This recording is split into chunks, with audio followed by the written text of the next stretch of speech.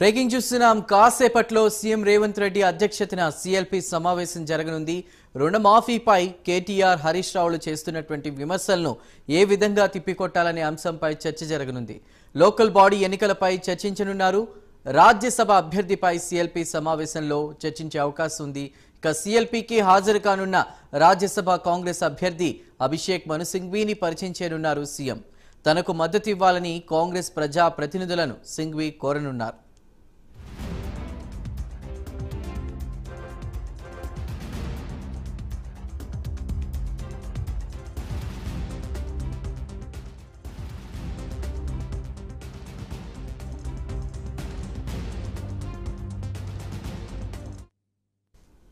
మరి కాసేపట్లో సీఎం రేవంత్ అధ్యక్షతన సీఎల్పీ సమావేశం జరగనుంది. రుణమాఫీపై కేటీఆర్, హరీష్ రావులు చేస్తున్న విమర్శలను ఏ విధంగా తిప్పికొట్టాలనే అంశంపై చర్చ జరగనుంది. లోకల్ బాడీ ఎన్నికలపై కూడా చర్చించనున్నారు. రాజ్యసభ అభ్యర్థిపై సీఎల్పీలో చర్చించే అవకాశం ఉంది. ఇక సీఎల్పీకి హాజరు కానున్న రాజ్యసభ కాంగ్రెస్ అభ్యర్థి అభిషేక్ మను సింఘ్వీని పరిచయం చేయనున్నారు సీఎం. తనకు మద్దతు ఇవ్వాలని కాంగ్రెస్ ప్రజా ప్రతినిధులను సింఘ్వీ కోరనున్నారు.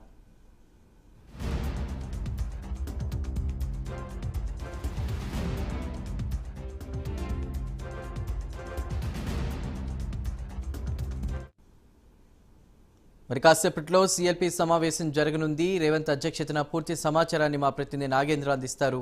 నాగేంద్ర. Thank you Chandu. మరి కాసేపట్లో గచ్చిబౌల్లో ఉన్నటువంటి స్టేట్ నోట్ లో సీఎం రేవంత్ రెడ్డి అధ్యక్షతన సీఎల్పీ సమావేశం ప్రారంభం కాబోతుంది. సమావేశానికి ఎమ్మెల్యేలతో పాటు అదే విధంగా ఎంపీలు, ఎమ్మెల్సీలంతా కూడా ఈ సమావేశానికి హాజరు కాబోతున్నారు. ప్రధానంగా ఈ సమావేశం ఎజెండా ముఖ్యంగా రాబోయేటటువంటి రాజ్యసభకు సంబంధించినటువంటి అంశంలో తెలంగాణ రాష్ట్రంలో కేకే రాజీనామా చేసిన తర్వాత, రాజ్యసభ స్థానానికి రాజీనామా చేసిన తర్వాత ప్రస్తుతం ఆయన ప్లేస్ లో హిమాచల్ ప్రదేశ్ కు సంబంధించినటువంటి సింగ్ ను ప్రస్తుతం రాజ్యసభ అభ్యర్థిగా ప్రకటించడం జరిగింది. ప్రస్తుతం ఆయన మార్నింగ్ ఉదయాన్నే హైదరాబాద్ చేరుకున్న తర్వాత కాంగ్రెస్ కి సంబంధించినటువంటి ముఖ్య నేతలందరితో కూడా కలవడం జరుగుతుంది. ప్రస్తుతం ఆయన్ని ఈ సిఎల్పి సమావేశంలో ప్రధానంగా ఎమ్మెల్యేలతో పాటు ఎమ్మెల్యేలందరికీ కూడా పరిచయం చేయబోతున్నారు. చేసిన తర్వాత ప్రధానంగా ఈ రేస్ లో ఇప్పటి వరకు కాంగ్రెస్ పార్టీ మాత్రమే అభ్యర్థిని ప్రకటించినటువంటి నేపథ్యంలో రేపు నామినేషన్ వేయబోతున్నారు. ఆయన ఒక్కరే నామినేషన్ వేస్తే మాత్రం ఏకగ్రీవంగా కాంగ్రెస్ పార్టీ రాజ్యసభ స్థానాన్ని కైవసం చేసుకుంటుంది. ఒకవేళ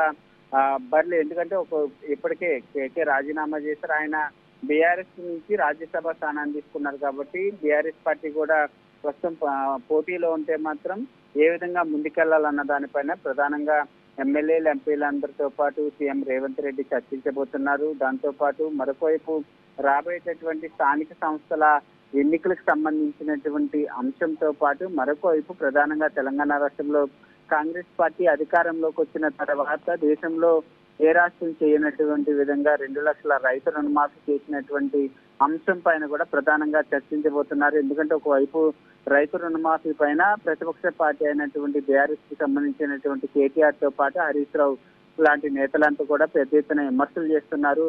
పూర్తి స్థాయిలో రైతాంగానికి రుణమాఫీ చేయలేదనేటటువంటి అంశాన్ని ప్రజల్లోకి తీసుకెళ్లాలనేటటువంటి ఆలోచనలో కూడా బీఆర్ఎస్ నేతలు ఉన్నటువంటి నేపథ్యంలో ప్రస్తుతం ఏ విధంగా రైతు రుణమాఫీకి సంబంధించినటువంటి అంశం పైన ప్రజల్లోకి తీసుకెళ్లాలన్న దానిపైన ప్రధానంగా చర్చించేటటువంటి అవకాశం అయితే కనిపిస్తుంది. దీంతో పాటు మరొకవైపు తెలంగాణ రాష్ట్రంలో అధికారంలోకి వచ్చిన 8 నెలల్లోనే 6 గ్యారెంటీల్లో భాగంగా పలు గ్యారంటీలు అమలు చేయడం జరిగింది. దాంతో పాటు రైతు రుణమాఫీతో పాటు రాష్ట్రంలో ఉన్నటువంటి పరిపాలనకు సంబంధించినటువంటి అంశం పైన ప్రధానంగా చర్చించడంతో పాటు ప్రజల్లోకి ఏ విధంగా పరిపాలన ముందుకు తీసుకెళ్లాలి, అదేవిధంగా ప్రభుత్వం అమలు చేస్తున్నటువంటి హామీలకు సంబంధించి ప్రజల్లోకి పెద్ద ఎత్తున తీసుకెళ్లాలనే దానిపైన ప్రధానంగా చర్చించడంతో పాటు ఒక కీలకమైనటువంటి నిర్ణయాలు కూడా తీసుకునేటటువంటి అవకాశం కనిపిస్తుంది. దీంతో పాటు మరొకవైపు రేపు రక్షాబంధన్ సందర్భంగా మహిళలకు సంబంధించి 2,500 కాంగ్రెస్ అధికారంలోకి వస్తే రాష్ట్రంలో ఉన్నటువంటి ప్రతి మహిళకు కూడా